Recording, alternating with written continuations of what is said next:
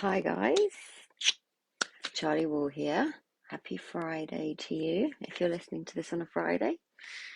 Um, I've been away for a while. It feels like ages. I had my 50th birthday party. Before that, I had my Spanish rewilding retreat, which was amazing.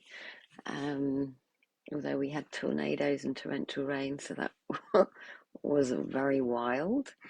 Um, and then I've been away just now in the Peak District for a week walking, which has just been wonderful. And it's Earth Day today, and I really wanted to do this outside, as my dog is out there sunbathing with my feet barefoot on the grass. But it's just too windy, and I didn't think you'd hear me. So I hope you're enjoying today, whatever it is you're doing. I've had a question of the week, although I don't have my jingle with me, which is a shame because I'm using my phone today just for ease. But this question came from somebody who is struggling with menopausal symptoms, she feels. And what she says is that she's listened to my podcast episode with Cathy Casey.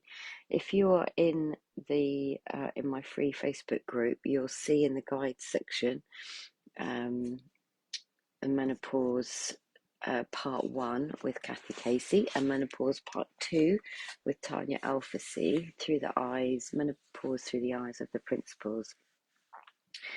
So you can just go to the guide section. You can go to the podcast guide section, and you'll find them in there. But essentially, the question says, I'm questioning whether I should take HRT. I listened to Cathy Casey on your podcast, and what my client is saying is that she heard Cathy saying that the biochemistry in your brain is affected by menopause, which can cause anxiety and depression. She feels she's suffering with anxiety and depression and is using estrogen cream and supplements.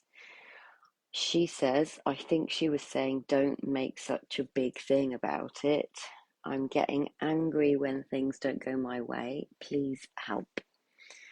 There's several parts to this that I wanted to speak to today, and I'm not really quite sure where to start, but if you go and listen to those podcast episodes, if menopause is a thing that you're in, either perimenopause or postmenopause is basically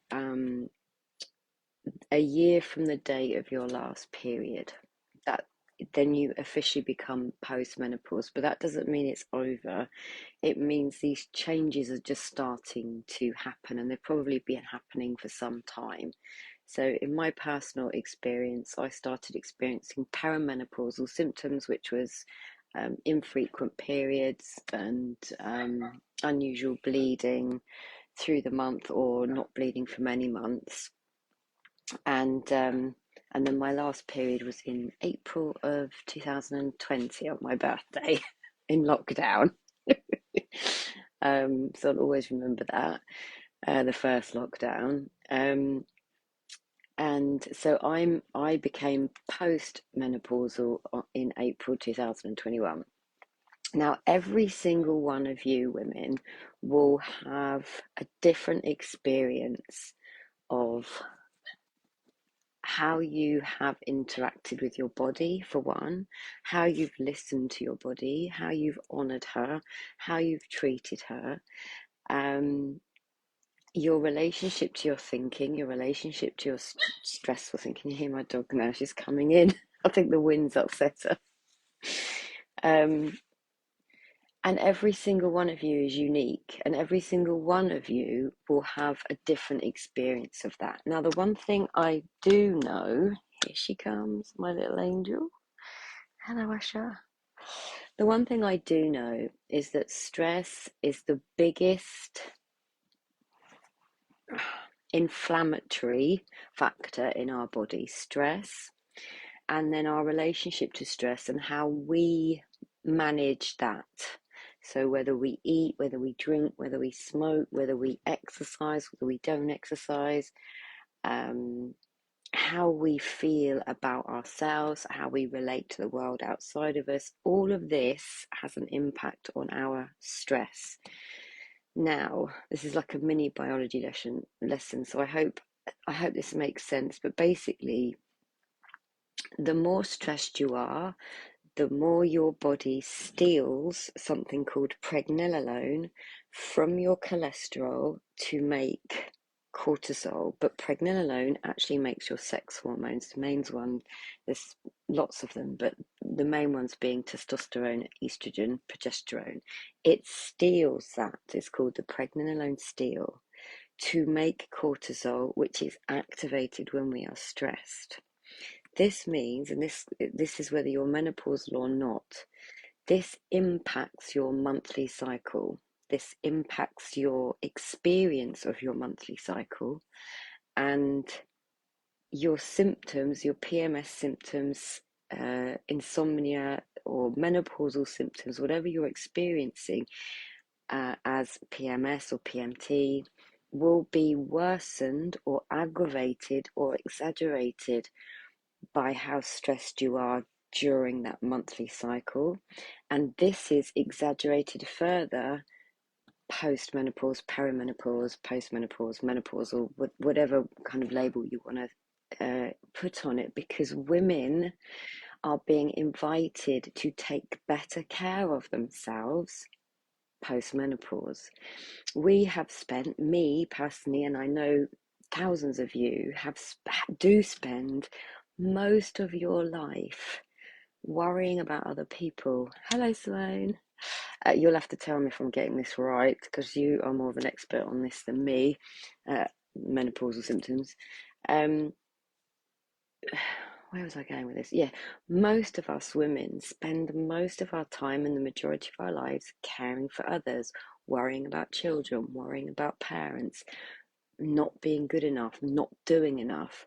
And in that place, we have stressful thinking. We have an experience of not being safe, not being okay, getting life wrong. And the more we do that, hi Sandra, hi G, the more we do that, ladies, the more this impacts on our stress response, which is our body's brilliant way of getting us out of trouble, the flight or fright. But if we're doing that, if we're experiencing stressful thinking about whatever that may be, and in the case of my client here, she's experiencing stressful thinking about being anxious, about being depressed, and being in the menopause.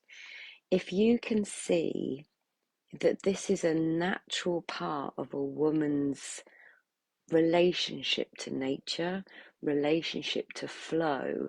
Everything's always moving, and we are invited, or being invited at this stage of our lives, at all stages really, but particularly at this stage, your body's way more sensitive and it doesn't want to drink loads of alcohol. It doesn't want to exercise for like 5 hours a week, 6 hours a week, 7 hours a week.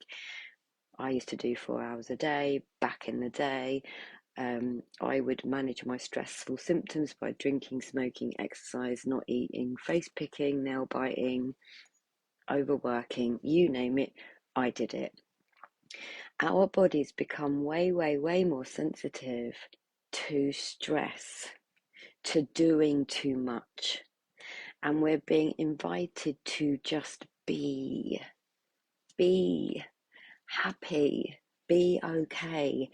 Deeply know that you are held, that you are loved, that you are safe, that your body is very wise and very beautiful and working for you. Now, if these symptoms, I asked a question last week, if your mental health symptoms were a gift to you, what would that gift be? And I can say the same about physical symptoms. If our physical symptoms are a gift, particularly menopausal symptoms, what are you being invited to do? What is the gift beyond the shoulda, woulda, coulda committee? Let me just see what Simone's written. Simone has said, it's a natural rite of passage. Messed up modern life. I truly believe it's an opportunity to return to me and curate my third age. It's exciting. Yes, our bodies know what to do. Thank you, Simone. I knew that you would know this. And do you know what? I think most women intuitively do know this, which is why there's this battle between what I have to do, what I should do, the conditioning that we have been in for so many years from birth. We've been raised in a patriarchal society, raised to take care of others, raised to put ourselves at the bottom of the pile. And it takes great courage and great self nurturing to be able to say no to what doesn't serve you. There's a strong feminine principle to be able to say no and deeply know their no. Like, this is a no for me. And we hear this in our years of experiencing periods.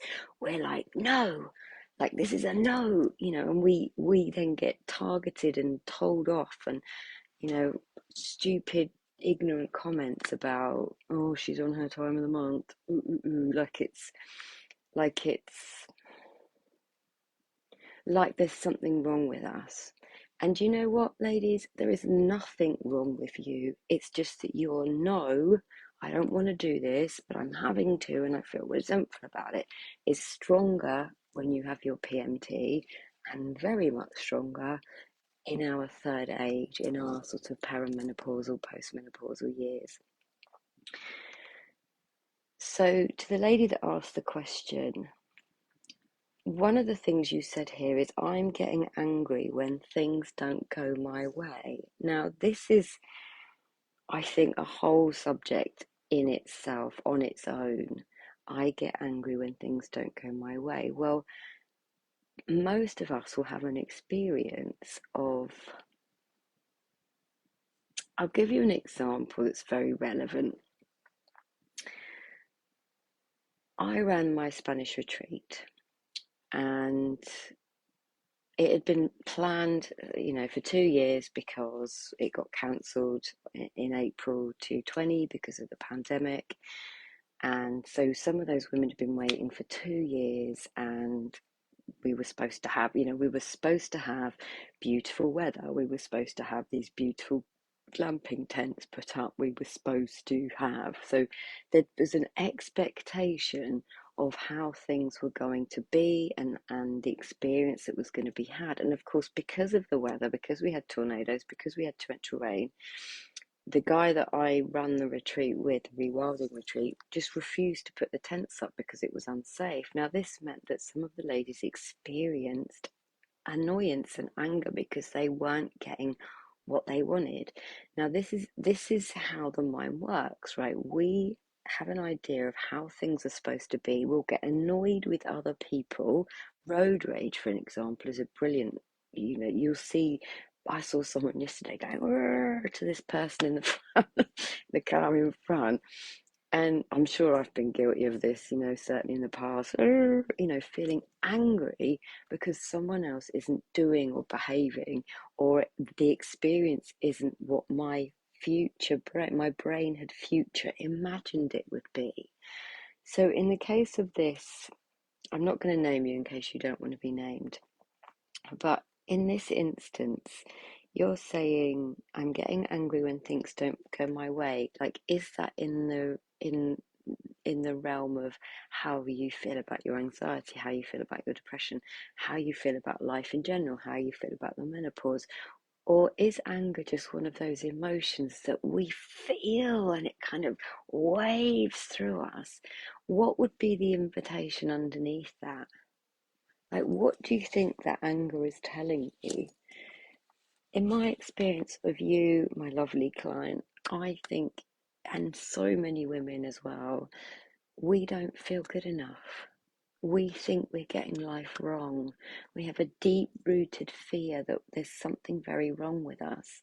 And so then we get angry and we flip out, and we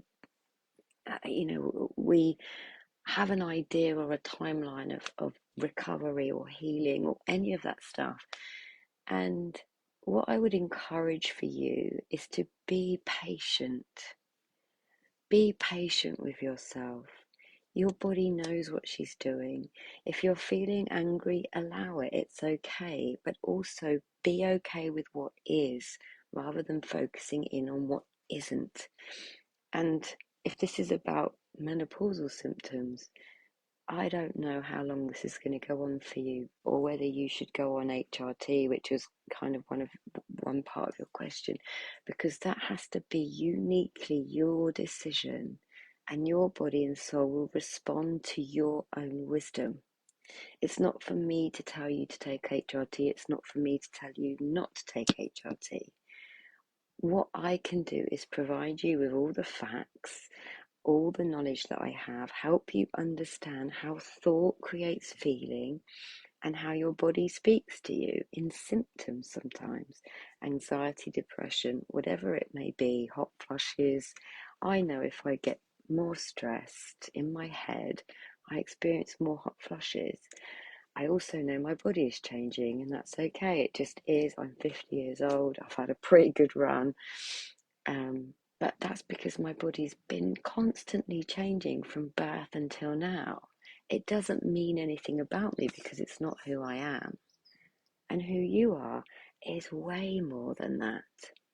Who you are is just extraordinary.